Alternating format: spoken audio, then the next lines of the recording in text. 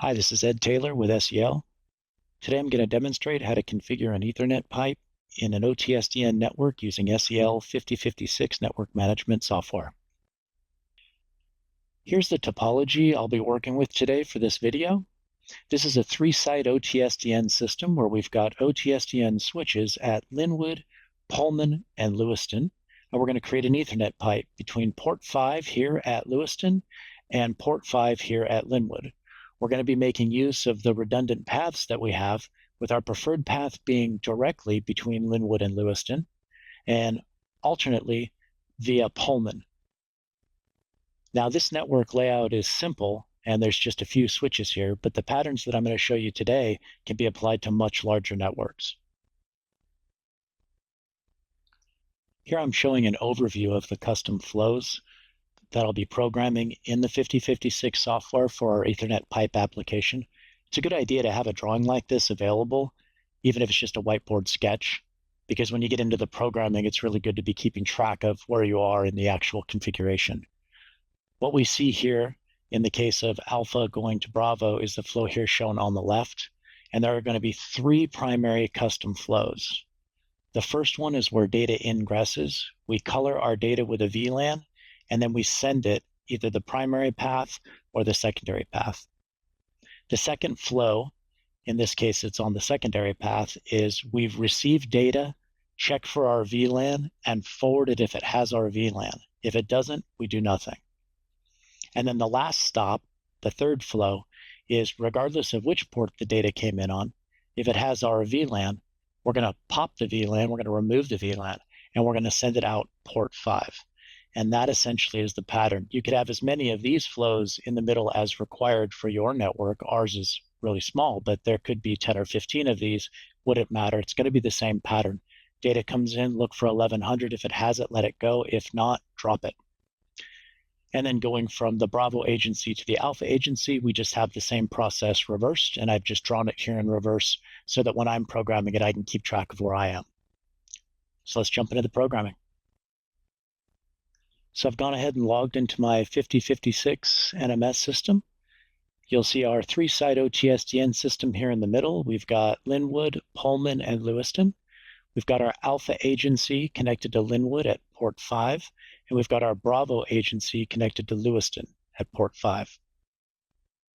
We'll go ahead and program starting at this Alpha agency ingress and then down through the rest of the network. So referring back to our design documentation, we can see here that we have data is going to ingress on port 5. We're going to push a VLAN 1100, and then we're going to exit through a fast failover port group. So the first thing we're going to need to do is create that fast failover port group, and then we'll create the flow that egresses the data to that port group.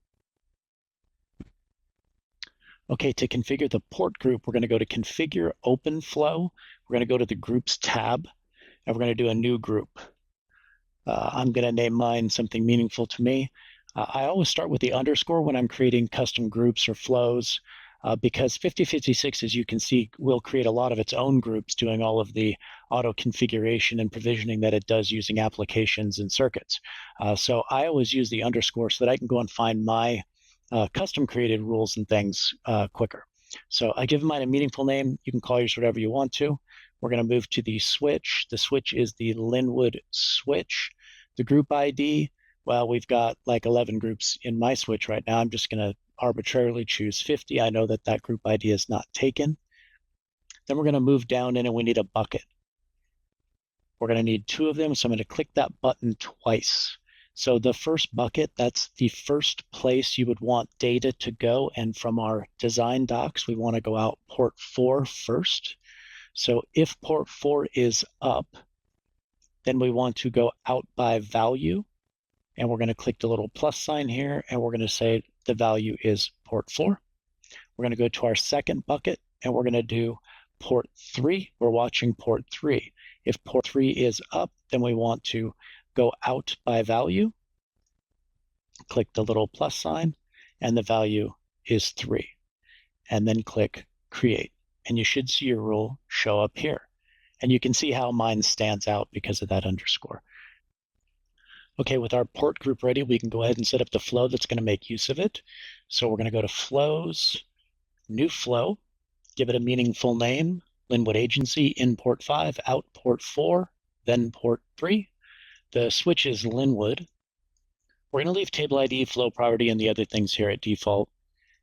Match priority, super simple. We're going to scroll down. We're going to go import by name, Linwood 5.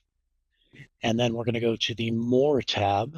And we're going to output this by group name, and we're going to choose that group that we just created. So it's Linwood Agency in P5.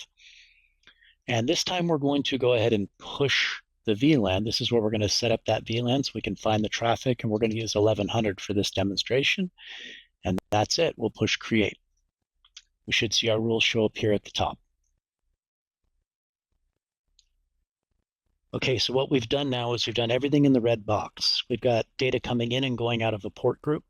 Next, we're going to move on here in our design. We're going to go to the Pullman switch, and we're going to program that in 4, out 3 group looking for our VLAN. So we're going to create a new flow.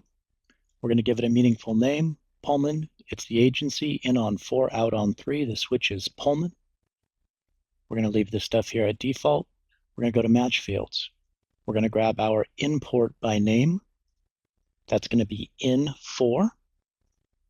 And we're going to look for our VLAN ID of 1100. If we find those things, we're going to go out by name, Pullman port number 3, click create. And now we're finished with everything that you see here in the red box. So what we have remaining here are those last 2 flows that take the data that was coming in from Linwood or Pullman and egressing that data out port 5. So we'll create those now. So we'll do new flow. We'll start with our preferred path. That's going to be the in on P3 coming from Linwood, out on P5 to the agency. We're in the Lewiston switch, leave here at default. We're going to go to the match fields. We're going to go down and we're going to go by source port, and the source port here is going to be port 3 at Lewiston. And we're going to look for the VLAN, 1100. And if we find that, we're going to go out by name. We're going to go to port 5, which is where the agency is connected. And we're going to pop that VLAN 1100 that we had put on previously. We're going to click create. And now we're going to create the last rule by simply clicking on that new rule that just got created, the Lewiston in 3, out 5. We're going to right click. We're going to say duplicate. On the flow tab, we're going to give it a more meaningful name here, the real name. It's going to be P4, out P5. Everything here stays the same. We go to match fields, one change to make. We're going to come in port 4, and we're still looking for the VLAN. And on the output, same. We're going out 5 after we pop the VLAN and click create. And now if you look at your flows here that we've created, we've got everything going from the Linwood to Lewiston location. The Alpha to Bravo Ethernet pipe is complete in that direction. And if you want, you can click here and sort your flows and just make sure you've got everything correct. Comparing our flows against our design documentation and starting at the top, we've got the Alpha agency entering the Linwood switch at port 5. It's going to hit that port group, which prefers first port 4, which goes directly to Lewiston, and then port 3, which goes via Pullman.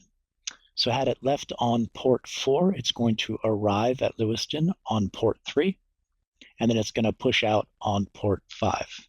Had it taken the alternate route from port 3, it would have shown up at Pullman on port 4, and then it would have been pushed out port 3. From there, it would have arrived at Lewiston on port 4, and then pushed out on port 5. So we've got it all complete. This is the Alpha to Bravo direction. To complete the Ethernet pipe, you need to do the same thing that we've just done, following the same exact pattern, only from the Bravo to Alpha direction. Thank you for taking the time to watch this video. I hope you found the content useful.